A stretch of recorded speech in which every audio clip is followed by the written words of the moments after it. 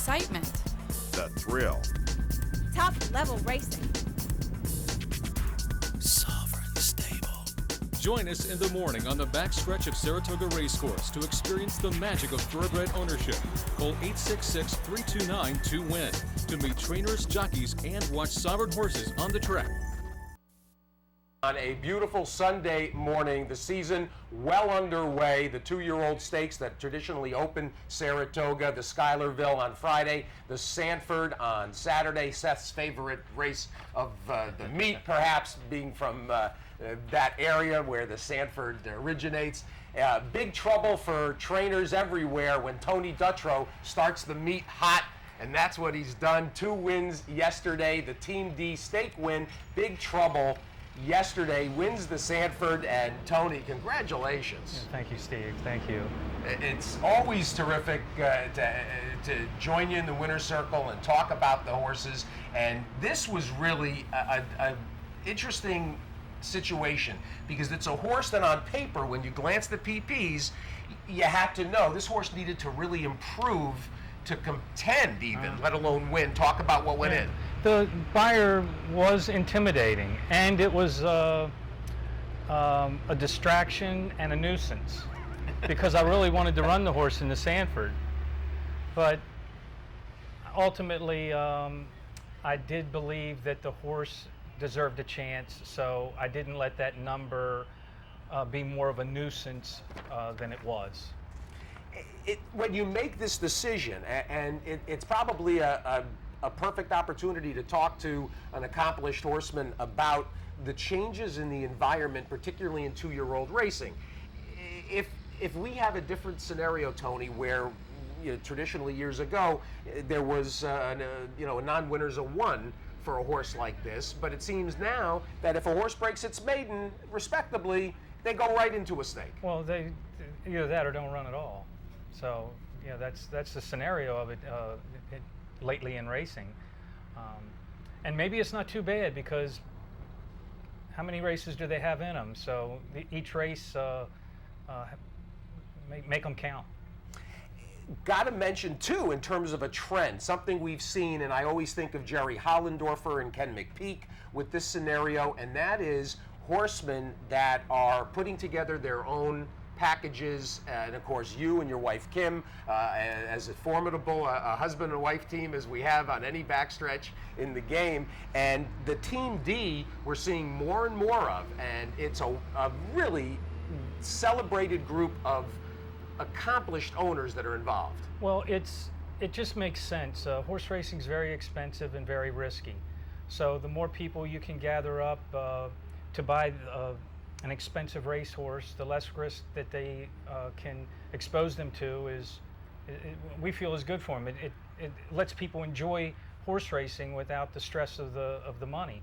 And quite frankly, if you can get your partnership up and running, it ensures you that the horses will stay in your barn. In terms of this group, talk about who's involved in here, because as it happened yesterday morning, I saw Kim walking back to the Oklahoma, and we talked about it, and I did not know that, for instance, Samantha Siegel and, of course, her legendary father, Mace, and one of his longtime friends, and, of course, Mace Siegel is gone, but one of Samantha's dad's best friends, a big part of this. Bill Beatson, you bet. And it's just wonderful to have people like that. They're experienced, they know the game, they want to have fun in the game, and Team D has worked out really, really well for its partners. In terms of finding this horse, talk about the yearling purchase, $230,000. It is wonderful, kind of a young and still emergent sire. Who picks the horses out for the group? Well, ultimately, we do have a small team, and we go out, and ultimately, I think it's my decision to say yes or no. But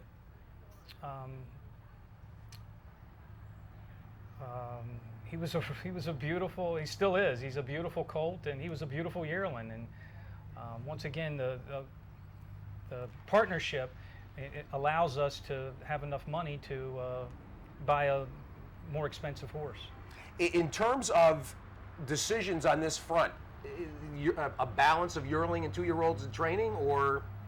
Yeah, in our partnership, we do buy some yearlings, not a lot, 2 or 3, and we buy 2 or 3 2-year-olds in training. So the last 3 or 4 years, we've been able to gather up 5 or 6 babies a year.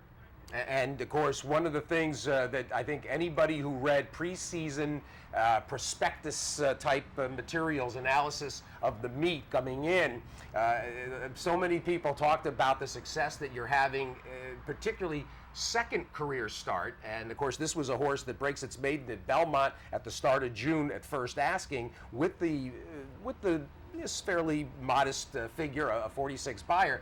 But particularly, Tony, you've been having a run of outstanding returns with second timers.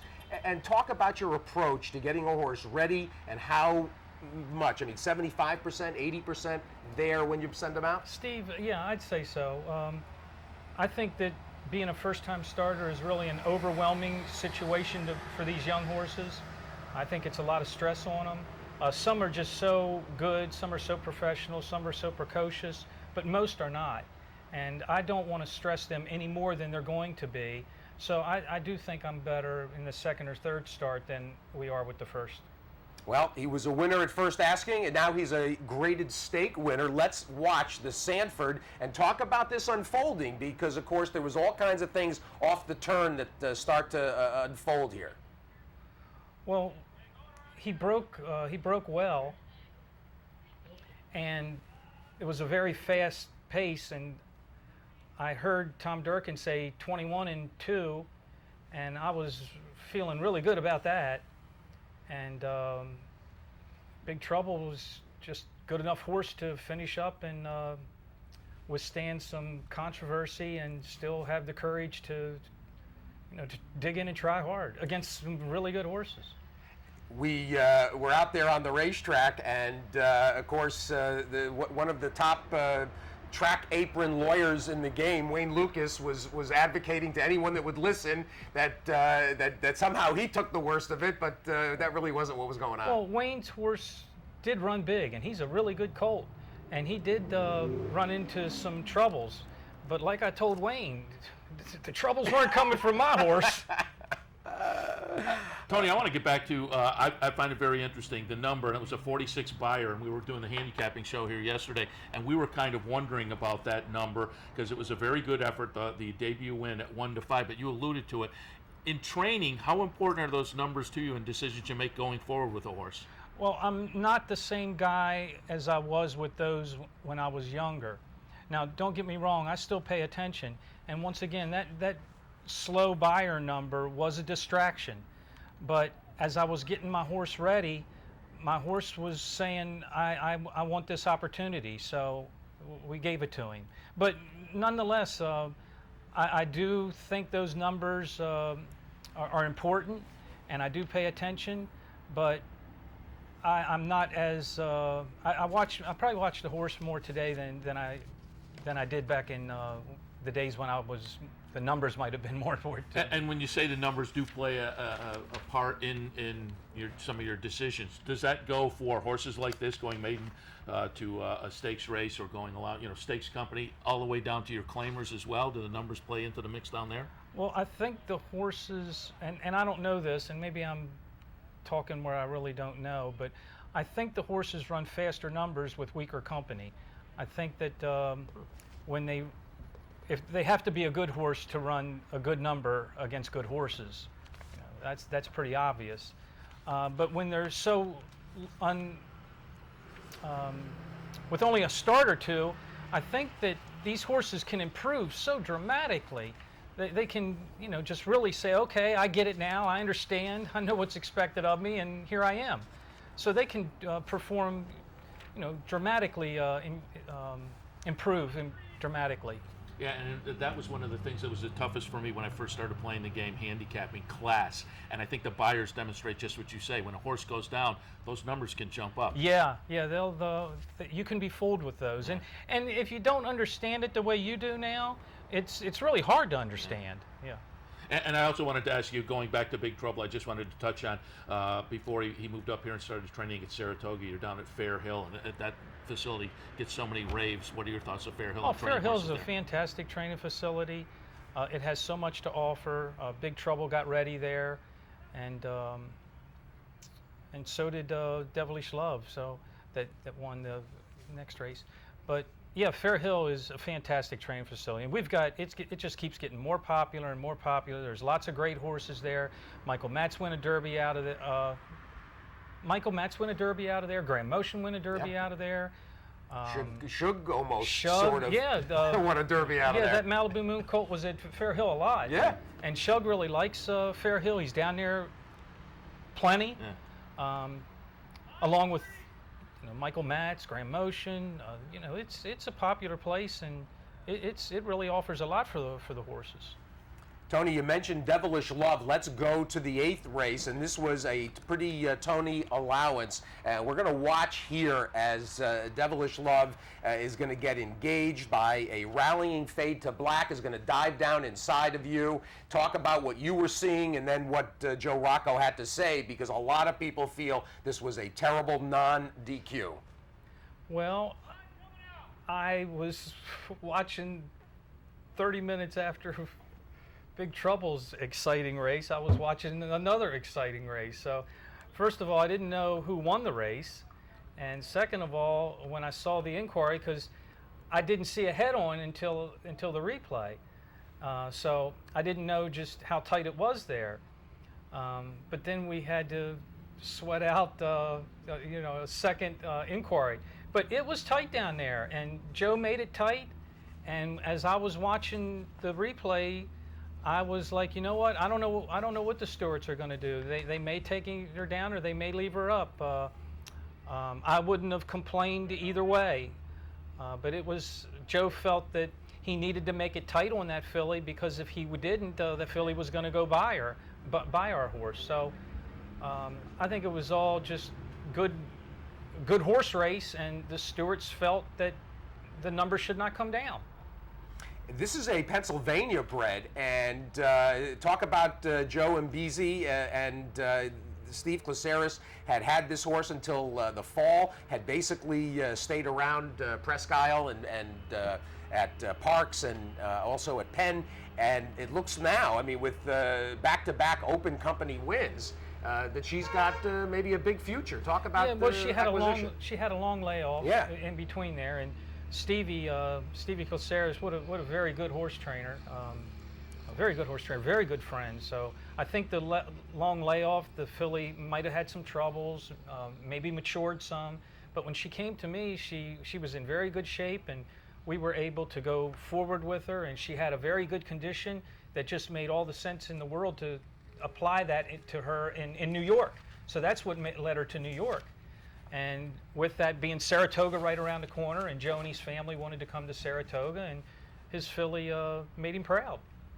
Well, obviously proud to have Tony Dutrow with us. 2 wins back-to-back yesterday, Big Trouble and Devilish Love. And Tony, before we wrap, let's touch on today's action, because you've got 3 more starters in today, including the opener with a state bred, and Desert Million is going to debut in here, and this is a very curious group. You've got Todd Pletcher with Sandler. Here's Chad Brown with a Klarovich tax package. There is, I thought, an interesting, the Michael Mariana, thank you, making the move here, making a second start. He's always good with the precocious horses. And then there's John Kimmel, who has got a horse, Thirst for Glory, the 8-to-1 morning line. This horse is going to go off at half that or less, considering that Thirst for Glory has been beating up on the debut winner by Street Boss that Kimmel had on Friday. Oh, wow. Well, I've heard of another horse in the race, too. Another one yet. Who else? So Chatino down inside? I've been doing nothing my whole life but these horses, and I think I'm more confused with a first-time starter today than I've ever been. So I think it's a well-meant race, and I'm hopeful that my boy does well, but I really don't know what the first-time starters will do. And the puzzle gets even more intriguing when it's up here at Saratoga. You bet. You bet. I want to touch on one of your horses today, because I was on the handicapping show earlier, and I used Great Attack on top as in the lucky coin in the 5th today.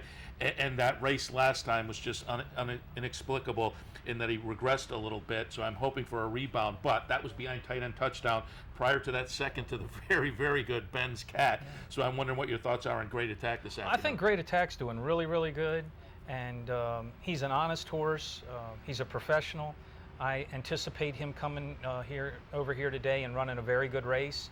I respect the other horses in the race. It's going to be one of those wars that it comes right down to the wire.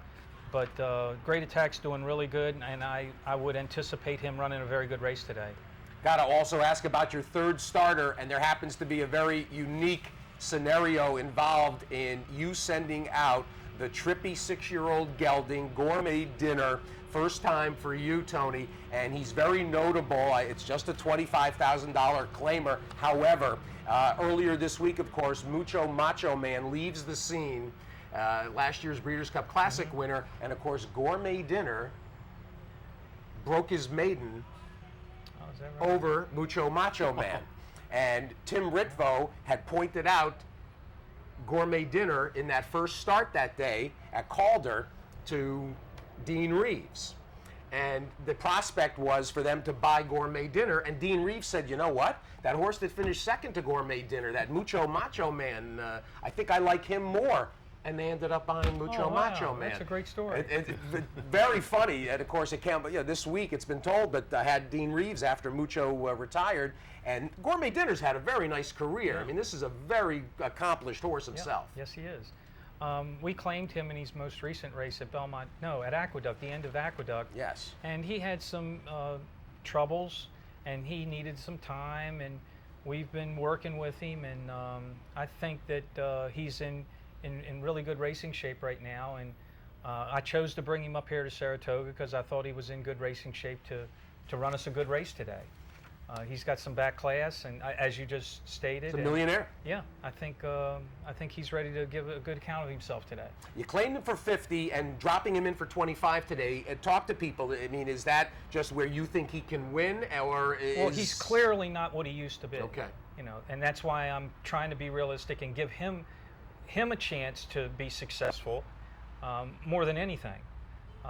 Once again, he had some troubles, and I think he's in very good racing shape today, and I'm looking forward to him running. But his good days, better days, are behind him. Well, and the entire meet is still ahead of you, and off to a wonderful start when you get a graded stake win and 2 wins in the books already. The first pair of many, many more, including potentially today. Tony, always a pleasure. Thanks so much. The pleasure's all mine being on your show, Steve. I think you're a great friend of horse racing, and I couldn't be more proud of you. It's very kind of you to say.